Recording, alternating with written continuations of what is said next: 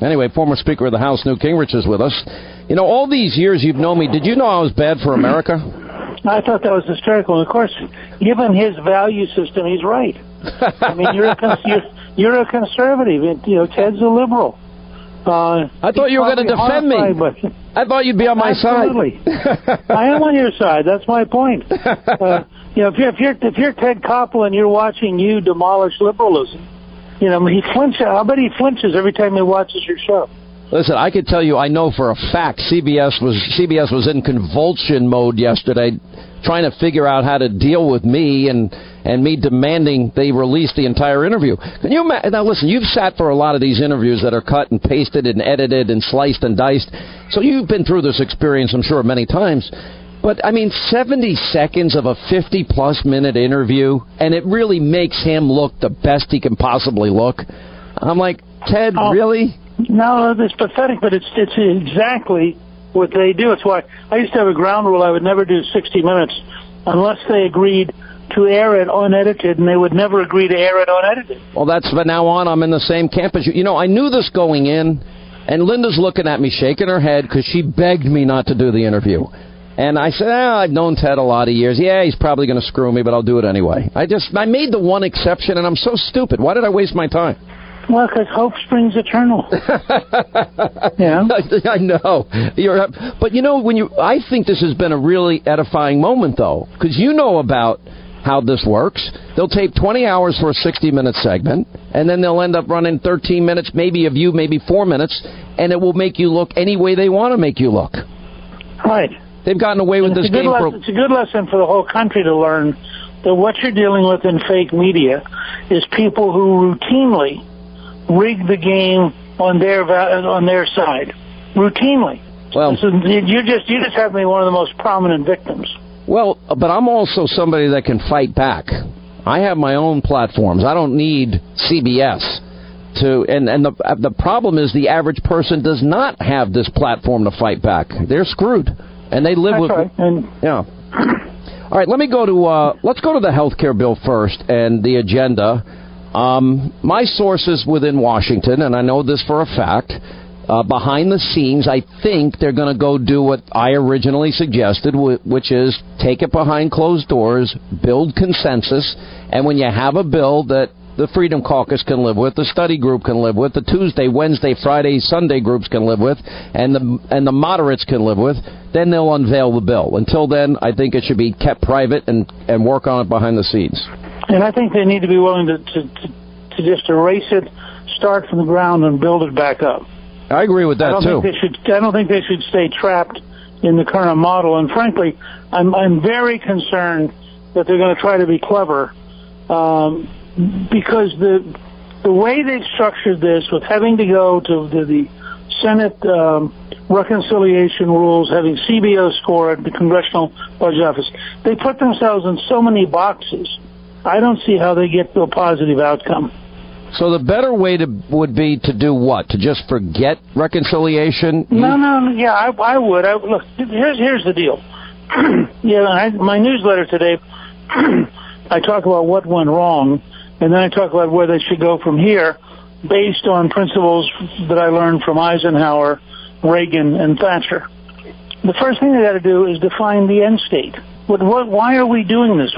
What will your health be like if we succeed? Because what you ended up with is the Democrats are beating their brains out on substance, and they're talking parliamentary procedure. Well, the bill collapsed to 17% approval because nobody understood anything they were doing. Nobody knows. Most people in America don't understand the Byrd Rule. They don't know what cloture is, and they have no idea what reconciliation is. Right, and by the way, they don't want to know any of that because that's not their job. What they want to know is, am I going to be able to get health care? Am I going to be able to afford the health care? Why should I trust you if you say yes to both of those? Show me how it's going to work.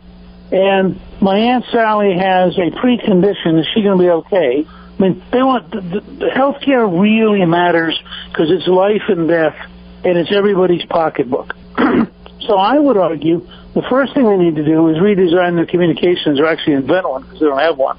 They need a communication strategy that explains where we're going to get to when this is all over. Because what they kept saying was, every time somebody raised a problem, they say, well, trust us, we're going to fix it in the second and third phases.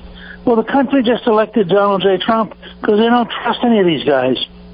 So if you say, trust me, the average voter goes, no, that's exactly where I've been before, and I ain't doing it again. And that's what they got hung up in. Have you told them this?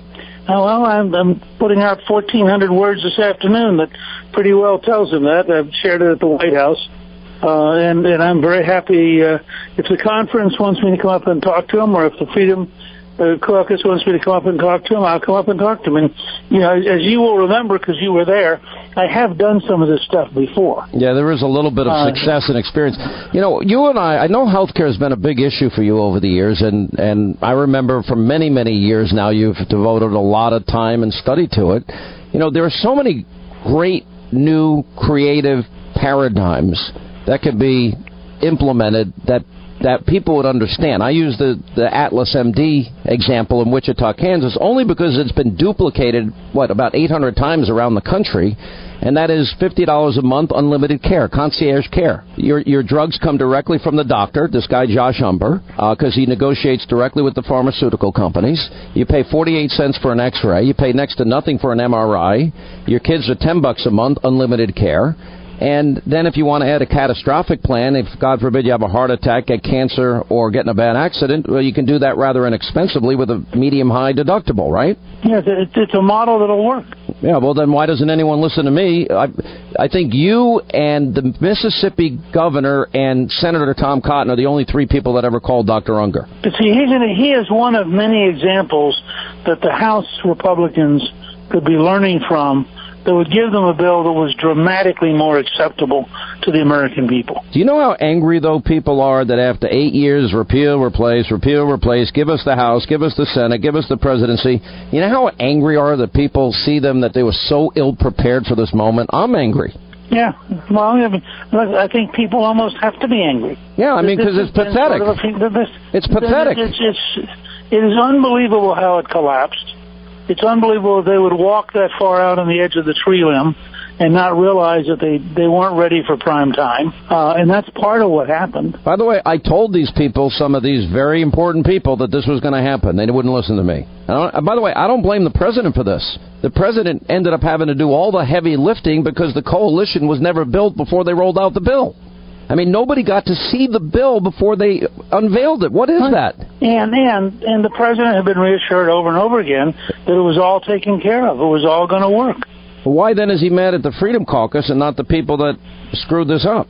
Because the people that threw it up are very clever, and they promptly told him it would all have worked except for them, as opposed to the Freedom Caucus may have done them a great service, because the truth is, that it really wasn't ready for prime time. And look, I spent 16 years of my life helping elect the first Republican majority in 40 years. When I watch somebody try to bring up a bill at 17% approval, I say to myself, this is a killing machine.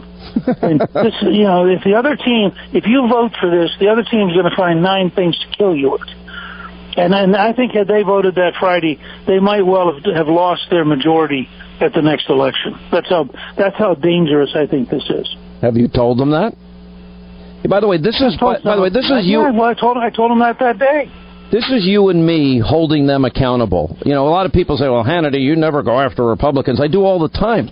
I mean, I think it's unforgivable that they weren't prepared for this moment. After 8 years, give us the House, give us the Senate, give us the White House. And you know what? The president is new to this game. He's the executive branch. It's not his job to do the heavy lifting. They dumped it all on him. That's exactly right. And I'm hoping, and I've been urging them to bring up infrastructure and taxes in parallel, because they can build a very large Trump majority around infrastructure. And from the Democrats willing to work with them on infrastructure, they can start finding some people to work with them on taxes. And as they get those two done, they can go back to health. But if they try to rush the health bill again, I think they won't have won the communications war. The country won't understand what they're doing. And I think that they will run the same risks. All right, stay right there. We'll have more with former Speaker of the House, Newt Gingrich. right, as we continue, former Speaker of the House Newt Gingrich is with us. All right, so let me move on to this. For 8 months, Mr. Speaker, we've been hearing about Trump campaign, Russia, collusion, and there's not been a shred of evidence, not one. Now, we do know that felonies were committed by releasing secret information and intelligence to the press, etc. In the case of Michael Flynn is a great example. There really is, though, and the president tweeted out this morning, there really is a Russia-Clinton scandal that people really should know about. And that, of course, is this Uranium One deal, where Bill Clinton is literally making a fortune giving speeches for twice his normal fee in Russia, in Moscow, and then all of this money from all these people associated with this deal that allowed 20% of America's uranium to be controlled by Russia. And Hillary Clinton and the Clinton Foundation end up getting millions and millions of dollars in donations from the people involved in this deal. Now, the last time I checked, and you're the scholar on the program, isn't uranium used to build nuclear bombs? And why, if money is given to Bill Clinton and the Clinton Foundation in terms of millions of dollars, why, if we really want a Russia connection to a campaign, why isn't that front page news, and why is the 8 months of innuendo with no evidence still on the front pages? Well, because the Clintons, this will come as a great shock to you, the Clintons are liberals. And as liberals, they can have done no wrong. Trump is a conservative. And as a conservative, he can have done no right.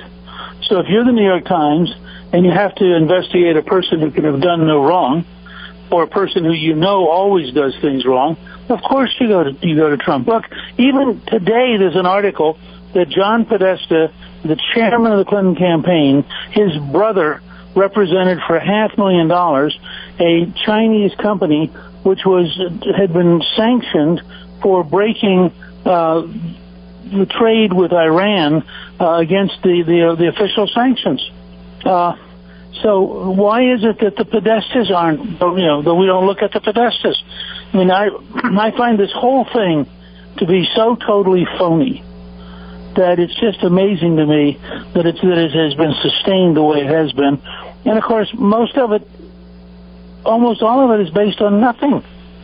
So, I would love to see it. And what's infuriating, of course, is you have a Republican chair of the Senate Intelligence Committee, a Republican chair of the House Intelligence Committee. Where is the investigation of the Podestas and the Clintons and everything they've done?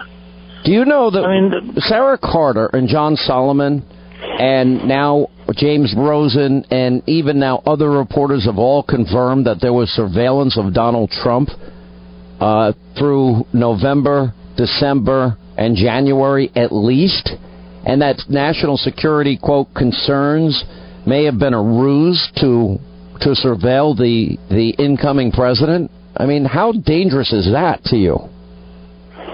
Well, I think the whole experience where it's very clear that the Obama administration, I think, had to have had the approval of President Obama, deliberately changed the rules so that, and our audience needs to understand this, unverified rumors would be circulated in the intelligence community in a way which maximized the likelihood that they were going to be leaked. Now, that wasn't an accident. And that's exactly what was going on, and you were exactly right. These are all felonies. Every single one of them is illegal. And yet you don't see the outcry to find out who are the pro-Obama, pro-Clinton bureaucrats who are breaking the law routinely, and that's a real problem for America. I mean, it's much more than just a political problem. But they're out to really destroy him. You agree with me. This is the, I call alt-left propaganda, destroy Trump media. They want to destroy him.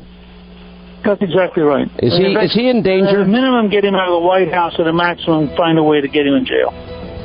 I mean, I don't think that I'm running out of time. I'm worried about the White House team, by the way, because I don't think they understand how real this is. It is real. I agree with you. All right, we'll have more on this tonight. Mr. Speaker, thank you for being with us as always. Great.